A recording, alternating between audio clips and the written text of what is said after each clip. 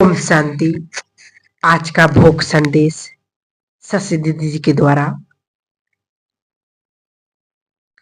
आज सतगुरुवार के दिन आप सबकी याद लेकर के मैं जैसे ही वतन में पहुंची तो वतन में क्या देखती हूँ कि अलग अलग प्रकार के तपस्या के ऐसे छोटे छोटे स्थान बने हुए हैं जिसमें बच्चे तपस्या कर रहे हैं।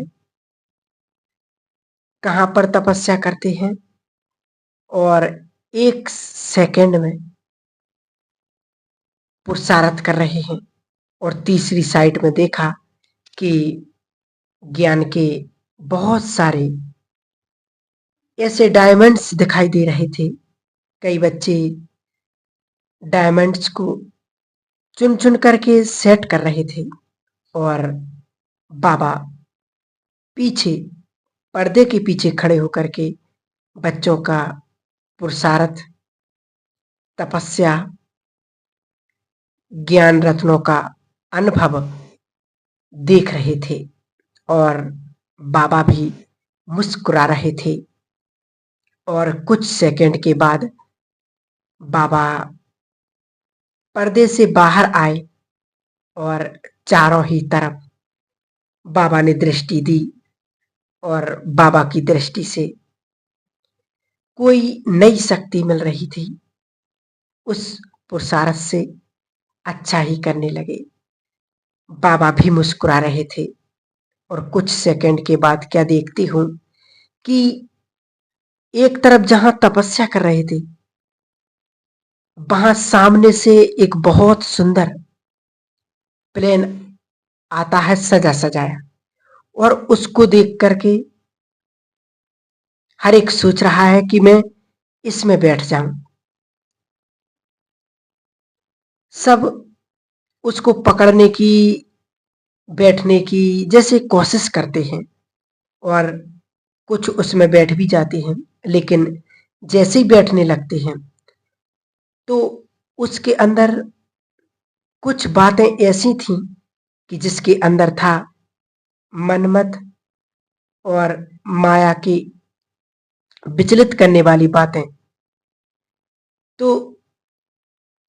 जैसे ही सब लोग बैठते हैं तो वो पूरा प्लेन शेक करता, कभी ऊपर तो कभी नीचे की ओर आ रहा था। और दूसरी ओर क्या देखती हूँ कि ज्ञान रत्नों से सभी खेल रहे थे। वहां पर सुंदर सुंदर खिलौने और सुंदर सुंदर ऐसे कलरफुल पतंग की तरह चीजें बच्चे क्या कर रहे थे, उसको पकड़ रहे थे और उड़ रहे थे। और जैसे ही करते तो वो ऊपर की ओर उड़ जाते थे और उड़ करके उनको लगता था कि मन कहाँ बैलेंस नहीं है। तो ऊपर की ओर से एकदम चिल्लाते कि बाबा हमें बचाओ। और तीसरी तरफ क्या देखा, बहुत थोड़े ऐसे बच्चे जहां पर एक छोटी सी लाइट, वो लाइट की इतनी शक्ति थी कि उसकी तरफ चारों ही तरफ लाइट ही लाइट का कौन था। उसमें एंजल्स दिखाई दे रहे थे। तो कुछ सेकंड के बाद बाबा ने अपने दोनों बाहें ऐसे की और सब बच्चे बाबा के सामने पहुंच गए। तो बाबा मुस्कुरा करके दृष्टि दे रहे थे। बाबा ने कहा कि बच्चों ने अपने अंदर लक्ष्य अच्छा रखा हुआ है, पुरुषार्थ बहुत अच्छा कर रहे हैं, ज्ञान का मनन भी करते रहते हैं, लेकिन अभी समय अनुसार कुछ ऐसी बातें आ रही हैं। समय बच्चों के सामने भिन्न भिन्न रूप में माया के रूप ला रहा है। एक तो माया अपने भिन्न भिन्न स्वरूपों को बदल करके बच्चों के सामने आती है और जैसे ही वो अपनी तरफ अट्रैक्ट करती है, तो बच्चे अपने लक्ष्य को कभी-कभी भूल जाते हैं। तो माया का आजकल इस प्रकार प्रभाव है कि वो सबको ऐसा बाहरी झूठा प्रलोभन देकर के अपनी ओर आकर्षित करती है। और दूसरी तरफ कि अभी माया के कई ऐसे रूप हैं जो बच्चे ज्ञान को मनन करते हुए उसमें कई बार बातें मनमत की मिक्स करते हैं, तो उनको जो प्राप्ति हो रही है, प्राप्ति करते हुए माया धीरे से मनमत के ज्ञान में मनमत मिक्स करने से तो वो थोड़े ऊपर की ओर कुछ टाइम के लिए ले जाती है, लेकिन बीच में उनको लटका देती है। तो बाबा ने कहा बच्चों को इस बात का ध्यान देना है कि समय जो है एक तरफ अच्छा पुरुषार्थ करा रहा है और दूसरी तरफ माया जो बच्चों की अवस्था को देख करके अपनी ओर आकर्षित कर रहे हैं। और तीसरी तरफ जो बच्चे बाप से सच्चाई से चल रहे हैं, वो सच्चाई के कारण वो सेफ्टी में रहते हैं और बाप की छत्र छाया में रहते हैं। तो मैंने कहा कि बाबा बच्चे कितना पुरुषार्थ कर रहे हैं। बाबा ने कहा बच्चे उनके पुरुषार्थ की कोई कमी नहीं है, लगन की कोई कमी नहीं है, लेकिन बच्चों को अभी और क्या करना है, अपनी सामने चार बातों का ध्यान देना है, जिसको बाबा कभी कभी कहते हैं विष्णु स्वरूप के रहे। तो पहले बाबा ने कहा बच्चों को कई बार बाबा कहते हैं कि बाहरी विस्तार की बातों में ना जाकर के बिंदी लगाने का अभ्यास जितना हो सके करें, क्योंकि अभी बच्चे विस्तार में ज्यादा जाते हैं और बिंदी लगाने का अभ्यास होते हुए भी समय पर बिंदी नहीं लगाते हैं।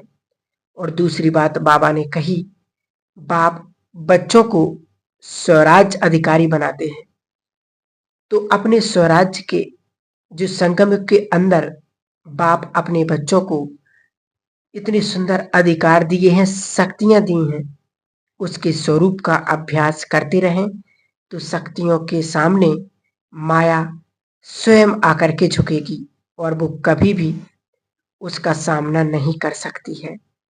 तीसरी बात बाबा ने कही कि बच्चों को ध्यान रखना है कि सारे विश्व के अंदर साकाश देने के लिए बीच बीच में फरिश्ता या अपना अव्यक्त स्वरूप धारण करके विश्व की आत्माओं को वाइब्रेशंस शुभकामना की वाइब्रेशंस दें, क्योंकि संसार के अंदर प्रकृति और परिस्थितियां तीव्र गति से परिवर्तित हो रही हैं।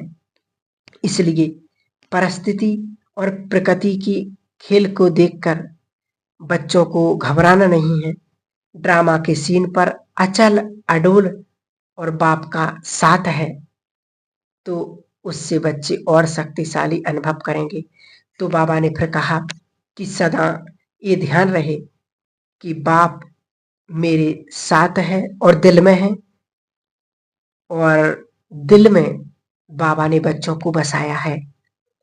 जब बाप के दिल तख्त पर विराजमान होने का अभ्यास करते रहेंगे तो उस समय सदा ही हल्कापन और सफलता भाव का अनुभव करेंगे। तो ये बच्चों को विशेष ध्यान रखना है।